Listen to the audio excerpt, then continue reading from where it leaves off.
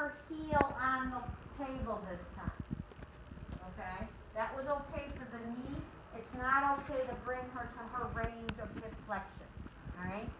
And you've got to stabilize, even though with normal joints it doesn't feel like you need to stabilize. Okay?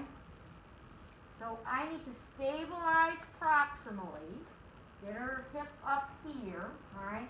Now, I'm going to come underneath the knee, because I'm not stretching her knee this time. I'm stretching into hip flexion, okay? And I'm stabilizing the pelvis with my left hand, and I'm mobilizing the femur with my right. And with my body mechanics, I'm doing like a little lunge, okay, because I'm short. I have to do things a little differently than some people because I'm not that tall, okay? Does that make sense? I'm going to hold it for 30 to 60 seconds. I'm going to ask Jules if it feels okay. I'm going to ask her, where are you feeling it? Honestly, I feel it in the front and a little bit in the back. Okay? And so that's not what I want, okay?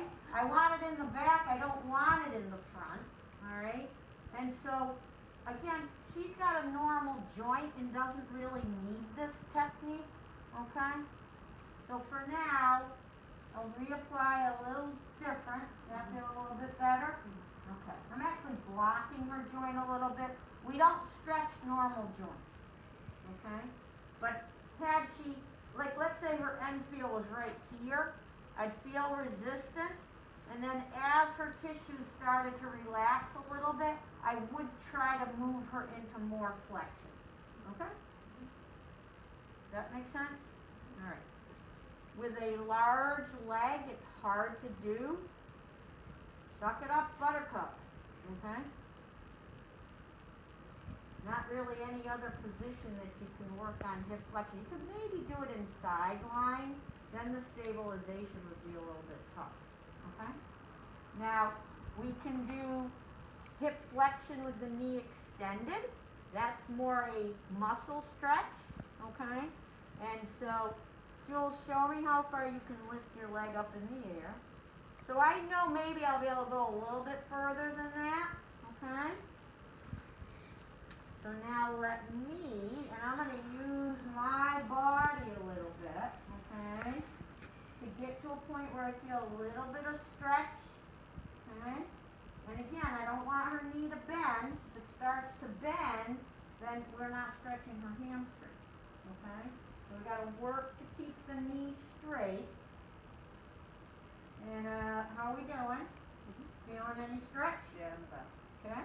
So again, we're going to hold this. You know, sometimes you'll see therapists, myself included, do something like this, where I'm up on the table, okay? So you guys don't have high-load tables. I'm making believe that I don't, just so that you can work with what you have. So again, here, good. How long are we going to hold this? 30 to 60 seconds. Okay?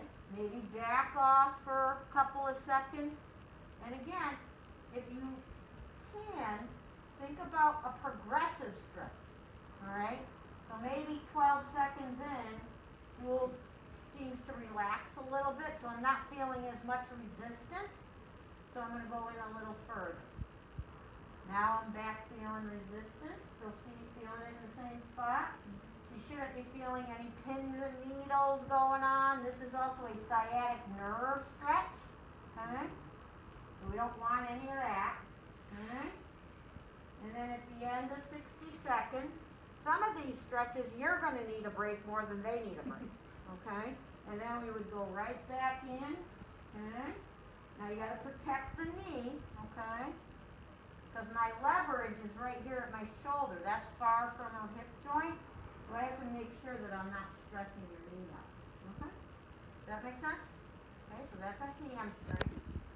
Back to the hip flexor.